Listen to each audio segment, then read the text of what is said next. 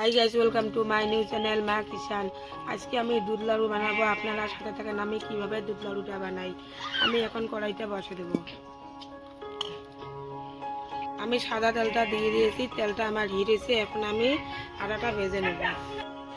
আমি আটাটা ভালো করে ভেজে নেব, লাল লাল করে। আমার আটাটা ভাজানো হয়ে গেছে, এখন আমি নামিয়ে নেব। আমি এখন হাফ লিটার দুধ দিয়ে দেবো।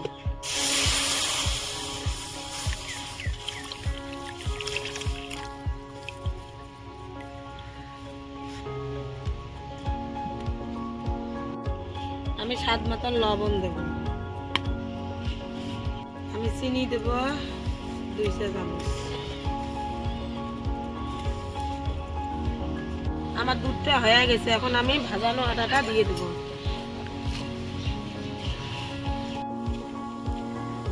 আমার দুধ লাড়ুটা হয়ে গেছে, এখন আমি গোল করে নেব। আমি এখন নেমে নিলাম। আমি সামান্য তেল দেব, ভালো করে মেখে নেব। আমার আটাটা দুধ দিয়ে মাখানো হয়ে গেছে, এখন আমি নামে নেব। এখন আমি আটাটা এখানে দেব। আমি এখন চেরি আর কিশমিশ দিয়ে দেব। চেরি আর কিশমিশ দেওয়ানো হয়ে গেছে, এখন আমি 10 মিনিটের জন্য ফ্রিজে রেখে দেব। এখন আমি ফ্রিজে থবো।